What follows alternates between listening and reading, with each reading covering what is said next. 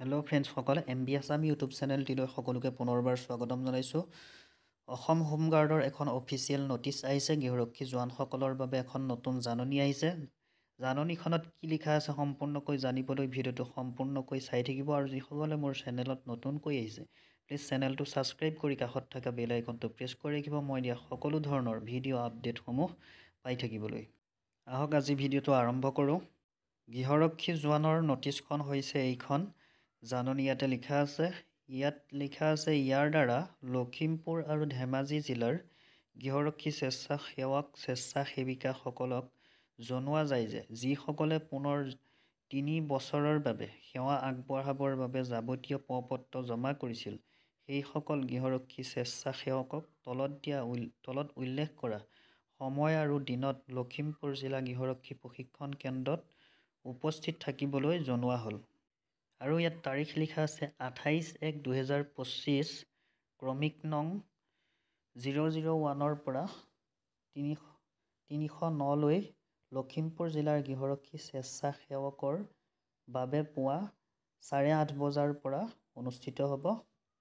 আৰু 2 নম্বৰত আছে 29/1/2025, এই মাহৰ 29 তাৰিখে, ক্ৰমিক নং 1 পৰা 381লৈ ধেমাজি জিলাৰ গৃহৰক্ষী স্বেচ্ছাসেৱকৰ বাবে পুৱা 8:30 বজাত।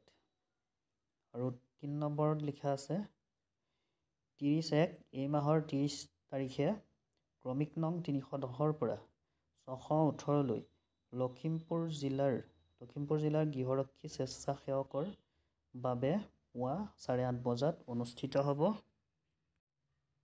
ইয়াতে লিখা আছে, জিলা অধিনায়ক গৃহৰক্ষী বাহিনী লখিমপুৰ, উত্তৰ লখিমপুৰ কাৰ্যালয়ৰ পৰা এই নটিচখন জাৰি হৈছে। গতিকে যিসকলে এই সেৱা আগবঢ়াবৰ বাবে ইচ্ছুক গৃহৰক্ষী জোৱানসকল আছে, সেইসকলে এই যোগাযোগটো কৰিব পাৰে। আৰু যিসকলে গম পোৱা নাই, এই ভিডিঅ'টো তেখেতসকললৈ গৃহৰক্ষী জোৱানসকলৰ কাৰণে শ্বেয়াৰ কৰি দিব ভিডিঅ'টো। গতিকে যিহেতু বহুতে খবৰটো গম পোৱা নাই চাগে এতিয়ালৈকে, বহুতে খবৰটো পাবলৈ বাকী আছে, সেইকাৰণে যিসমূহ কেণ্ডিডেট আছে, অসম পুলিচৰে হওক, বাকী বিভিন্ন ৰিলেটেড যিসমূহ কেণ্ডিডেট আছে, তেখেতসকলৰ দাদা বা ভাইটিসকল আছে গৃহৰক্ষী জোৱানত, সেইকাৰণে সকলোলৈ এই ভিডিঅ'টো শ্বেয়াৰ কৰি দিব।